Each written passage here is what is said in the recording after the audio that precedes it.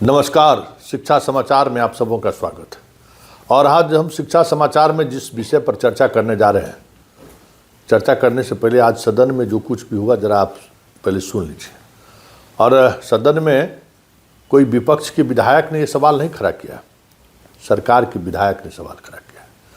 और वो कभी जदयू के विधायक हुआ करते थे, आज बीजेपी के विधायक, और वो नालंदा से आते हैं, मतलब मुख्यमंत्री के गृह जिले से वो आते हैं। मुख्यमंत्री के गृह जिले के स्कूलों का क्या हाल है, जरा इसकी एक वानगी देखिए और जरा सुनिए विधायक सुनील कुमार की बात।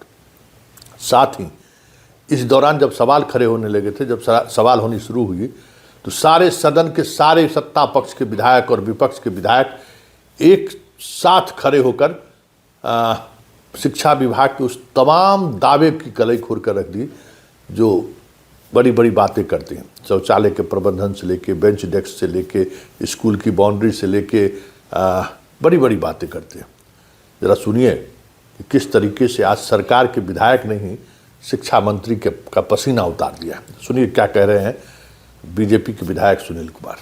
मैं 20 वर्षों से ऊपर से विधायक हूं। रहुई मेरा प्रखंड है। रहुई मुख्यालय में, रहुई उच्च विद्यालय में इतनी हालत खराब है कि वहां की बच्चियों को बेपर्दा होकर शौच जाना पड़ता है। संडे को, रविवार को अपने राशि से 58 लाख रुपया लगाकर उसकी चार दीवारी का शुभारंभ करने वाला हूं।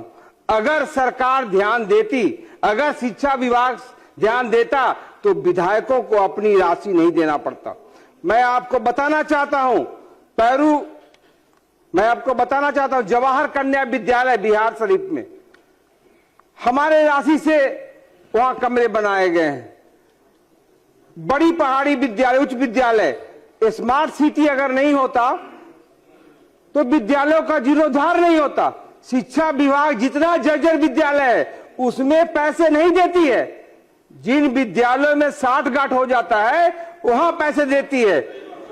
इसीलिए हमारा स्पष्ट सरकार से आग्रह है कि हम विधायकों के अनुशंसा पर, हमसे ज्यादा जानकार भी कोई नहीं होता है, हम वहां से चुनाव लड़ते हैं, एक एक विद्यालय की स्थिति को जानते हैं। इसीलिए हम विधायकों के अनुशंसा पर ही विद्यालय में कमरे निर्माण हो, उसका मरम्मती हो, एजेंसी जो भी हो, एजेंसी से मुझे कोई लेना देना नहीं है, लेकिन हम विधायकों के अनुशंसा पर होना चाहिए।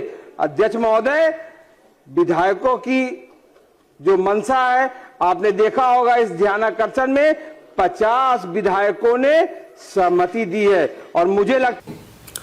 तो सुन लिए क्या स्थिति है।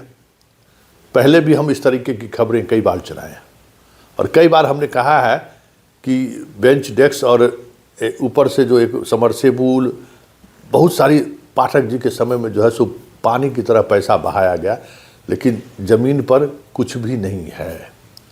एक शेड वाला ऊपर में जो है सो बिल्डिंग बना था, वो सारे किसी भी स्कूल में वो काम नहीं कर रहा।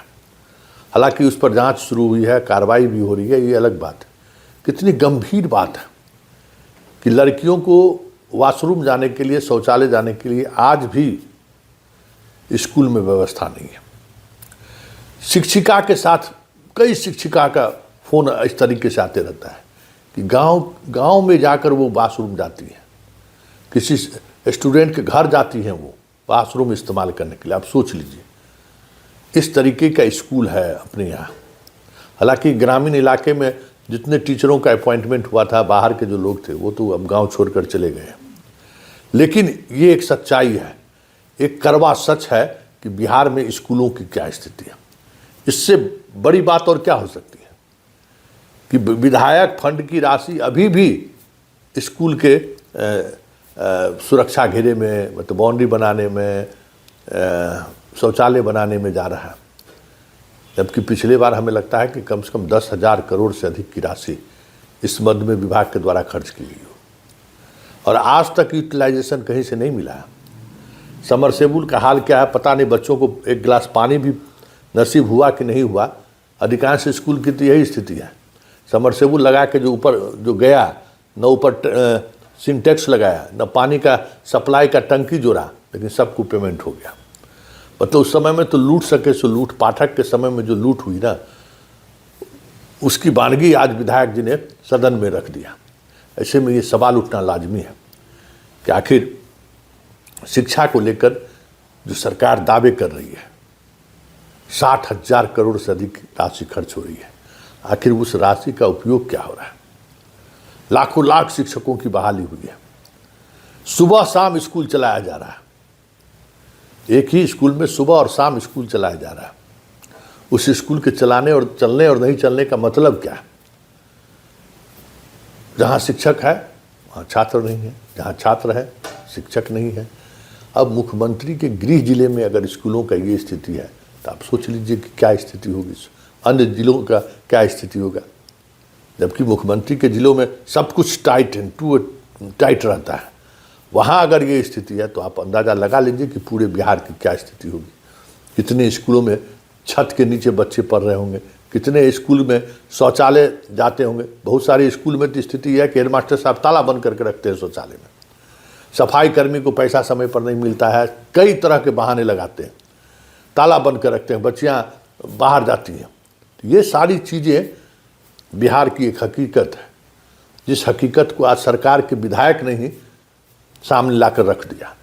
और सदन की स्थिति आपने देखी कि सारे विधायक खड़े होकर इस बात को लेकर ताली बजाया कि नहीं, जो कुछ भी सदन में विधायक ने कहा है वो सही बात है। मेज थपथपा कर सबों ने उनका उस बयान पर सहमति जताया और कहा कि कार्रवाई होनी चाहिए। तो ये शिक्षा विभाग का हाल है कि किस स्तर पर शिक्षा विभाग में खेल हो रहा है, इसकी वानगी समझने के लिए हमने ये आपको दिखाया। वैसे आज विधान परिषद में बात उठा हेड टीचर और हेडमास्टर साहब के वेतन को लेकर। सरकार का क्या आया, क्या रुख रहा, वो आपने खुद देखा होगा कि सरकार ने क्या कहा कि नहीं, हम वेतन में कोई वृद्धि नहीं करेंगे। हालांकि शिक्षक निराश हैं, अब उनकी इच्छा है कि कम से कम घर के बगल, यहाँ स्वाभाविक है जब अब हेडमास्टर को इतनी राशि देने की स्थिति में नहीं है, पर उस स्कूल में टीचर का वेतन ज़्यादा होगा जिस स्कूल में आप हेडमास्टर के रूप में पोस्टिंग की है। 2021 का वैकेंसी है, 25 में आके आप अपॉइंटमेंट करते हैं, टीचर का कई का वेतन बढ़ गया, उसका भी वेतन बढ़ गया, उसको तो वेतन संरक्षण का लाभ आप इस तरीके से दिए नहीं। तो एक विसंगति, और वेतने कम मिलेगा तो शासन क्या चलाएगा, आप जरा समझिए ना। तो वो उस सरकार के आज के जवाब से हमें लगता है कि शिक्षकगण, खास करके हेड टीचर और हेड मास्टर जो बने हैं, थोड़ा निराश जरूर होंगे। लेकिन सवाल वो नहीं है।